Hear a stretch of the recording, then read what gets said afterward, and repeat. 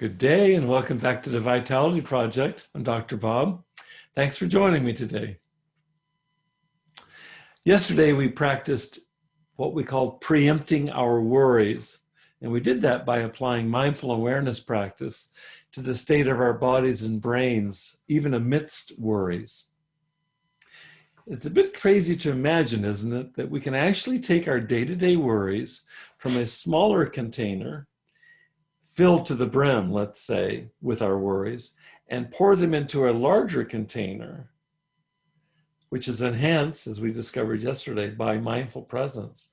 Pour our small container worries filled to the brim into a larger container and actually have some genuine space in that larger container to move and breathe. That's exactly what mindfulness practice creates for us. Spaciousness to be able to handle our concerns and not be taken out by them. Did you try it? And if you did, how'd it go? For today, let's try adding one more arrow to what I think of as our resilience quiver, okay? Let's start by having you make what we're going to call a reservations map. A reservations map.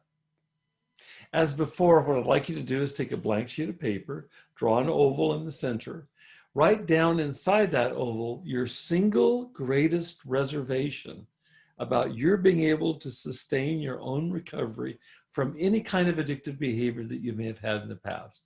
Could be an addiction to a substance, could be addiction to another behavior, or even an attitude. I want you to write that right in that center oval. What is your greatest worry? What's the kind of situation that's most likely to come up and trip you up, throw you out of the saddle of whatever you understand to be your sobriety? And then outside that oval, I want you to write out another half dozen thoughts that come up for you in terms of possible, let's say, stressful or undesirable situations that could come up that you could imagine throwing you off of the path of freedom from enslavement. And remember, addiction in its root sense means enslavement.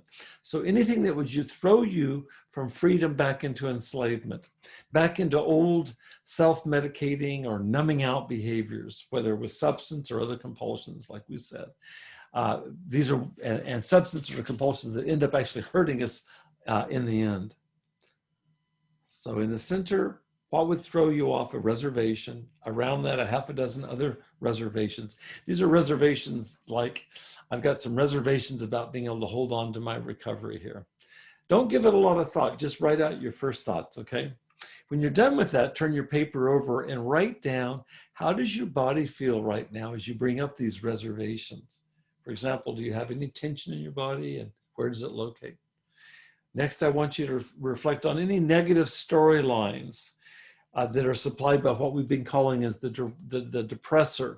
Any of these negative storylines that you can identify. For example, I cannot handle this current situation without relapsing. That would be a reservation. I cannot deal with this. So that would be a negative storyline that predicts relapse. Also, I want to ask you to take a look and see if you can identify any requirements that show up for you as you reflect on these reservations. Let me give you a couple examples. One example of a requirement would be, I shouldn't have to go through this. Or here's another requirement.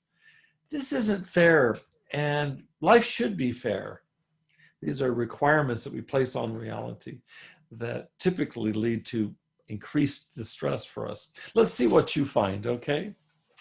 In between now and then, I encourage you with this exercise. Please stay safe, be well. Hope you'll come back and join me tomorrow. Take good care.